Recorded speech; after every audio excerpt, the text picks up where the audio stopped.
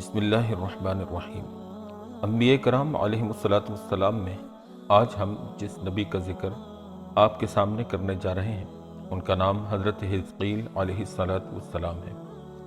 حضرت موسیٰ علیہ السلام کے بعد انبیاء بنی اسرائیل کا ایک طویل سلسلہ ہے جو حضرت موسیٰ علیہ السلام سے حضرت عیسیٰ علیہ السلام تک پہنچتا ہے۔ صدیوں کے اس دور میں کس قدر انبیاء اور رسل مبعوث ہوئے ان کی صحیح تعداد اللہ ہی جانتا ہے۔ بعض کا تفصیل سے ذکر آیا اور بعض کا صرف نام ہی مذکور ہے۔ حضرت موسیٰ اور ہارون علیہ السلام کے بعد بالاتفاق تورات اور تاریخ کے حضرت یوشع علیہ السلام منصب نبوت پر فائز ہوئے اور ان کے بعد ان کی جانشینی کا حق حضرت موسیٰ علیہ السلام کے دوسرے رفیق کالب بن یوقنا نے ادا کیا۔ یہ حضرت موسیٰ علیہ السلام کی ہمشیرہ مریم بنت عمران کے شوہر تھے مگر نبی نہیں تھے۔ تبری کہتے ہیں کہ ان کے بعد سب سے پہلے جس ہستی نے بنی اسرائیل کی روحانی اور دنیاوی قیادت اور رہنمائی کا فریضہ سر انجام دیا وہ حضرت حزقیل علیہ السلام ہے۔ قرآن کریم میں آپ کا نام مذکور نہیں ہے، لیکن سورہ بقرہ میں بیان کردہ ایک واقعہ کے متعلق علماء سے جو روایات منقول ہیں ان سے معلوم ہوتا ہے کہ اس واقعہ کا تعلق حضرت حزقیل علیہ السلام کے ساتھ ہے۔ تورات میں ہے کہ آپ علیہ السلام کے والد کا نام بوزی تھا۔ آپ علیہ السلام کا نام حزقیل ہے۔ عبرانی زبان میں ایل اس میں جلالت ہے اور حزقی کے معنی قدرت اور قوت کے ہیں۔ عربی زبان میں حزقیل کے معنی قدرت اللہ کے ترجمے کے ساتھ بنتے ہیں۔ آپ علیہ السلام کے والد کا انتقال آپ کے بچپن میں ہو چکا تھا۔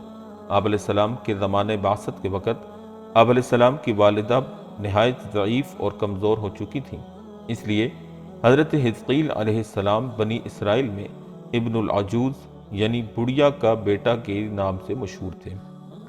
کتب تفسیر میں یہ روایت حضرت عبداللہ بن عباس رضی اللہ تعالی عنہما اور دوسرے بعض صحابہ رضی اللہ تعالی عنہم سے منقول ہے کہ بنی اسرائیل کی ایک بہت بڑی جماعت سے یا ان کے بادشاہ سے جب ان کے پیغمبر حضرت حزقیل علیہ السلام نے کہا کہ فلاں دشمن سے جنگ کرنے کے لیے تیار ہو جاؤ اور اعلاء کلمت اللہ کا فرض ادا کرو، تو وہ اپنی جانوں کے خوف سے بھاگ کھڑے ہوئے اور یہ یقین کر کے کہ اب جہاد سے بچ کر موت سے محفوظ ہو گئے ہیں، اب یا تو پیغمبر نے ان کی اس حرکت پر ان کے لیے بد دعا کی یا اللہ تعالیٰ جل شانہ کو خود ان کی یہ بات پسند نہ آئی۔ بہرحال اللہ تعالیٰ کے غضب نے ان پر موت طاری کر دی اور سب کے سب موت کے منہ میں چلے گئے۔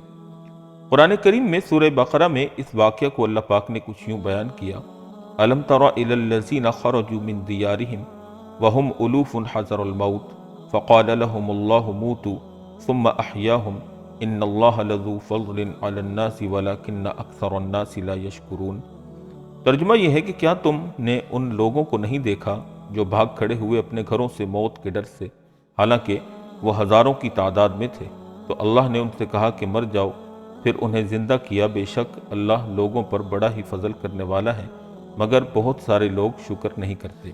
اس آیت مبارکہ سے یہ بھی واضح ہو گیا کہ موت و حیات تقدیر الہی کے تابع ہیں۔ جنگ و جہاد میں جانا موت کا سبب نہیں اور بزدلی سے دل چرانا موت سے بچنے کا ذریعہ نہیں بن سکتا۔ ابن کثیر میں بعض حوالوں سے اس واقعہ کی تشریح یہ بیان کی گئی ہے کہ بنی اسرائیل کی کوئی جماعت ایک شہر میں رہتی تھی اور وہاں طاعون کی بیماری پھیل گئی۔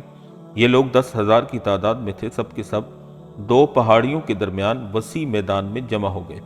اللہ تعالیٰ نے ان پر اور دنیا کی دوسری قوموں پر واضح کرنے کے لیے کہ موت سے کوئی شخص بھاگ کر جان نہیں چھڑا سکتا، 2 فرشتے بھیج دیے جو میدان کے دونوں سروں پر کھڑے ہو گئے اور ایک آواز دی جس سے سب کے سب بیک وقت مر گئے۔ آس پاس کے لوگوں کو جب اس کی اطلاع ہوئی تو وہ آئے، لیکن 10,000 انسانوں کے کفن دفن کا انتظام آسان نہیں تھا، اس لیے ایک احاطہ کھینچ کر خطیرہ سا جیسا بنا دیا۔ ان کی لاشیں حسب دستور گل سڑ گئیں اور ہڈیاں رہ گئیں۔ زمانے دراز کے بعد بنی اسرائیل کے پیغمبر حضرت حزقیل علیہ السلام کا ان پر گزر ہوا۔ آپ علیہ السلام انسانی ڈھانچوں کے انبار دیکھ کر حیرت زدہ رہ گئے۔ بذریعہ وحی ان لوگوں کا پورا واقعہ آپ کو بتلا دیا گیا۔ آپ نے ان کے دوبارہ زندہ ہونے کی دعا فرمائی تو اللہ تعالیٰ جل شانہ نے ان کی دعا کو قبول کر لیا اور حکم دیا کہ ان شکستہ ہڈیوں کو اس طرح خطاب فرمائے: ایھا العظام البالیہ ان اللہ یأمرکم ان تجتمعی۔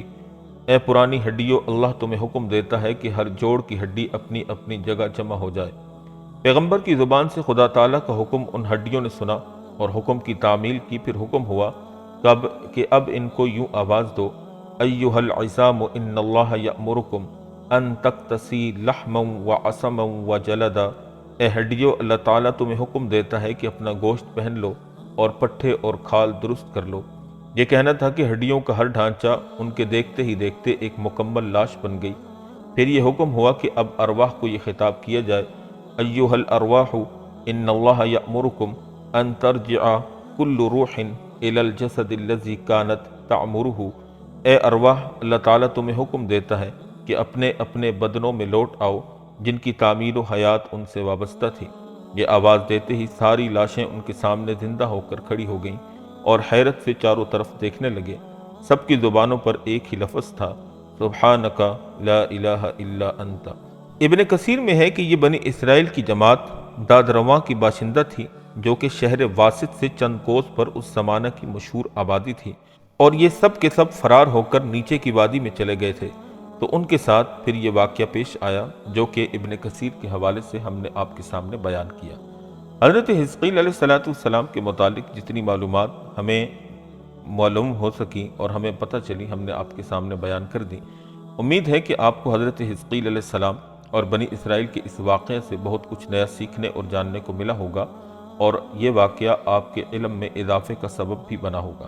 اگر آپ کو ہماری یہ ویڈیو پسند آئی ہو تو ہمارے چینل کو سبسکرائب ضرور کر دیجئے گا، تاکہ صحیح، مستند، اسلامی، تاریخی اور مذاہب عالم کے واقعات اور انبیاء کرام کے واقعات آپ کے سامنے باہم پہنچتے رہیں اور آپ کے علم میں اضافے کا سبب بنتے رہیں۔ امید ہے کہ آپ ہمیں اپنی دعاؤں میں ضرور یاد رکھیں گے۔ اللہ ہم سب کا حامی و ناصر ہو۔ وآخر دعوانا ان الحمد للہ رب العالمین۔